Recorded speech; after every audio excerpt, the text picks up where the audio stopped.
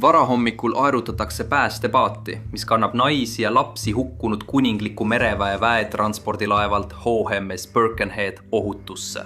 Nad vaatavad kaugelt õudusega, kuidas ohvitserid ja sõdurid seisavad tekil paigal, vaikides ja valvel seisakus, kui kahjustatud laev kiiresti nende all upub.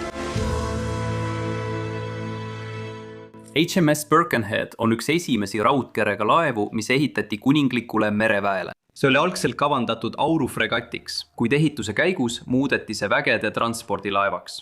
Fregatt on väle sõjalaev, mida kasutatakse tavaliselt suuremate konvoide saatelaevana.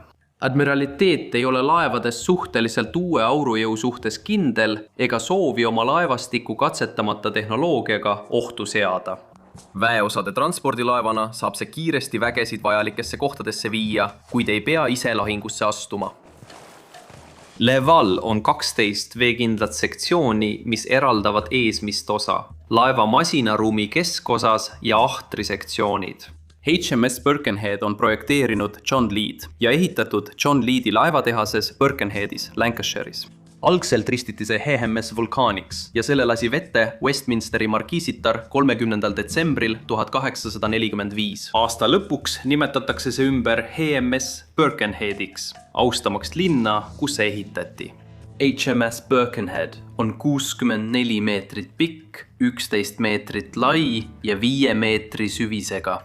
Laeva jõuallikaks on 2 Forester Co. 564 hobujõulist aurumasinat, mis käitavad 2 6-meetrise läbimõõduga labaratast ning nende tippkiirus on 10 sõlme. Laeval on täielik purjestus ning aurumasinad annavad lisamanööverdusvõime ja kiirust. Laeva meeskonda kuulub 125 ohvitseri ja madrust. HMS Birkenhead alustab oma esimest reisi Birkenheadist kuningliku mereväe baasi Plymouthis, Devonis aastal 1846. See on teenistuses 5 aastat, enne kui see Plymouthis seisma pannakse ja ümber ehitatakse, enne kui taas teenistusse läheb. 1852 aasta jaanuaris kapten Robert Salmondi juhtimisel suundub HMS Birkenhead Portsmouthist Lõuna-Aafrika idarannikul asuvasse El Goa lahte. Leval on 10 erineva Briti armee rügemendi sõdurid. Sõdurid saadetakse tugevdama Briti vägesid, kes võitlevad Lõuna-Aafrika Ida-Kapimaa piirkonna põlisrahva Xhosa hõimude vastu 8. Xhosa sõjas. 5. jaanuaril peatub Birkenhead Iirimaal Queenstownis, et võtta pardale veel sõdureid ning mitme pardal oleva ohvitseri naised ja pered. Pärast 6 nädalat merel sildub Birkenhead 23. veebruari hommikul False Bay's asuvas Simonstownis. Kuninglik merevägi võttis 1790. aastatel Simonstowni sadama üle, et rajada sinna mereväe baas, mis eksisteerib tänaseni Lõuna-Aafrika mereväe alluvuses.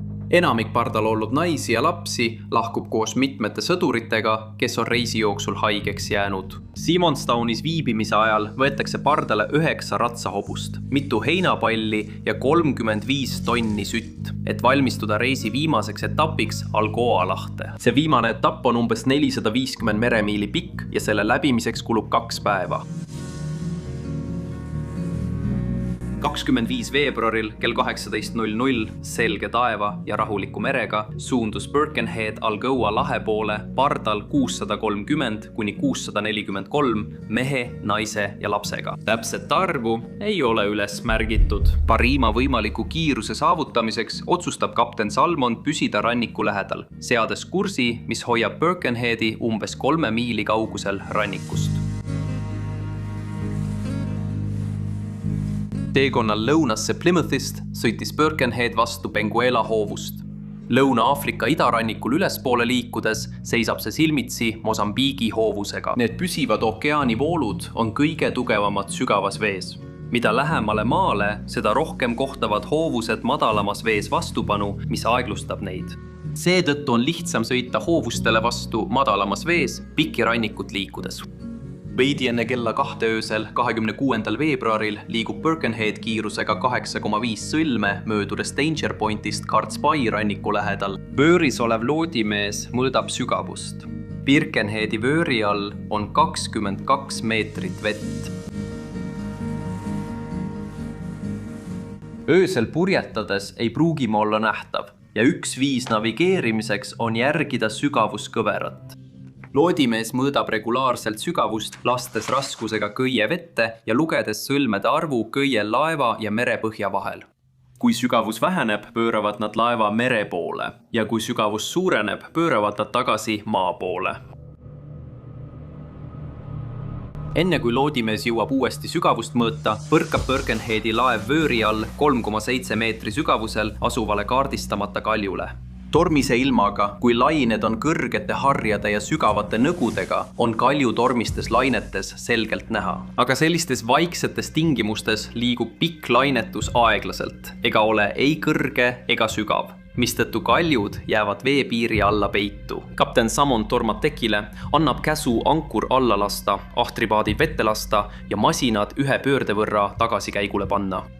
Kui laev taganeb, tungib meri sisse läbi suure augu, mis tekkis kaljule põrkumisel. Pikk rullub laine lükkab Birkenheadi edasi ja see põrkab uuesti vastu, painutades vööri põhjaplaati ja rebides lahti vööri vaheseinad. Vööri sektsioon ja masinaruum ujutatakse üle.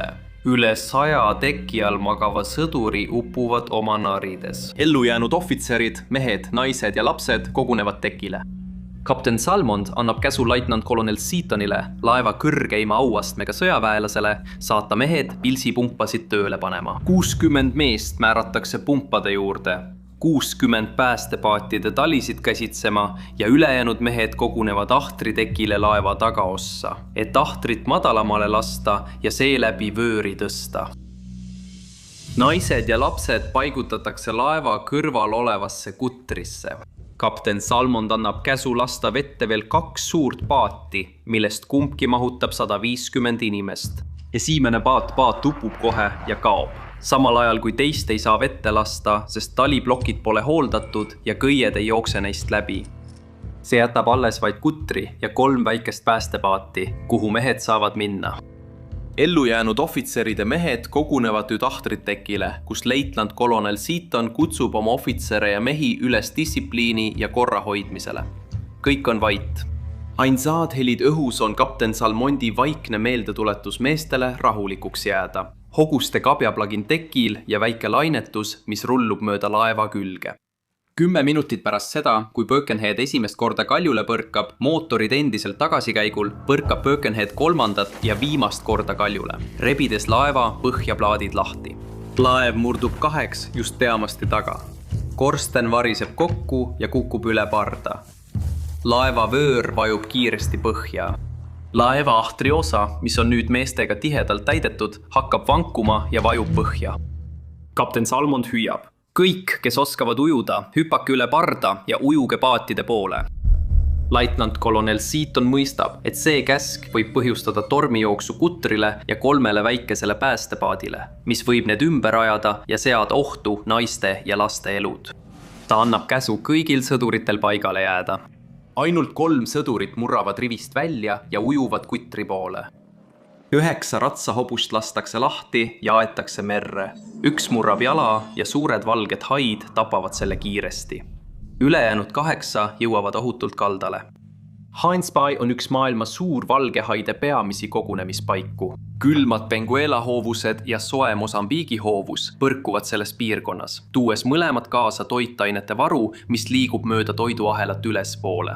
Need Aafrika suurvalged haid toituvad peamiselt piirkonna suurest hülgepopulatsioonist, kuid kui võimalus avaneb, täiendavad nad oma menüüd hea meelega ka mõne Briti sõduriga. Sõdurid ja nende ellujäänud ohvitserid seisavad paigal ega liigu, kui Birkenhead vajub nende all vee alla vaevu 20 minutit pärast kaljule põrkumist. Mõnedel sõduritel õnnestub siiski 2 miili randa ujuda. Paljud uppuvad, surevad külma tõttu või saavad raevunud suurte valgete haide ohvriks. Järgmisel päeval avastab Gunnar Lioness laevapaadi, võtab pardale naised ja lapsed ning ühe väikese päästepaadi ellujäänud. Seejärel suundub Birkenheadi asukohta. Pärastlõunal kohale jõudes leiab Lioness 40 ellujäänud, kes klammerduvad Birkenheadi taglase külge ja võtab nad pardale. Birkenheadi pardal olnud inimeste koguarv katastroofi hetkel on alati olnud ebaselge. Ajalehes The Times Londonis avaldatakse hinnanguliseks arvuks 638. Ellusianute hulka kuulub 113 sõdurit kõigist auastmetest, 6 kuninglikku mereväe merejalaväelast, 54 meremeest kõigist auastmetest, 7 naist, 13 last ja 1 tsiviilisik. Kokku 194 meest, naist ja last. 444 meest hukkus. Tollal kasutusel olnud traditsioonilised puidust sõjalaevad või laevad, millel puudusid veekindlad vaheseinad, oleksid lagunenud kiiremini ja hukkunute arv oleks tõenäoliselt olnud suurem.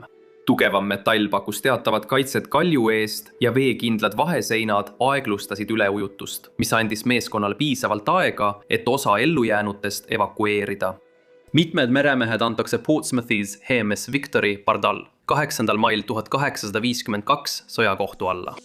Kohtuprotsess äratas Briti avalikkuse seas tohutut huvi. Kuna ükski Birkenheadi vanem ohvitseridest ei jäänud õnnetuses ellu, ei peetud kedagi vastutavaks.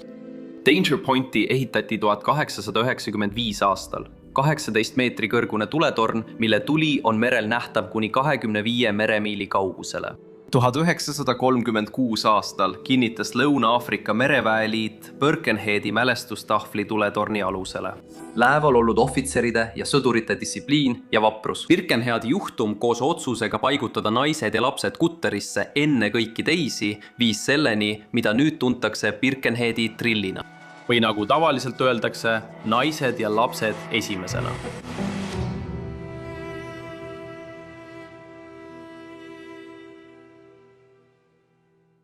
Aitäh vaatamast! Kui sulle see video meeldis ja soovid vaadata rohkem selle kanali videoid ilma reklaamideta, siis kaalu meie Patreoni toetajaks hakkamist. Link on kirjelduses.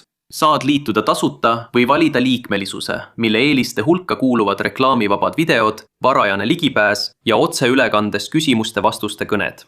Ootan sind seal!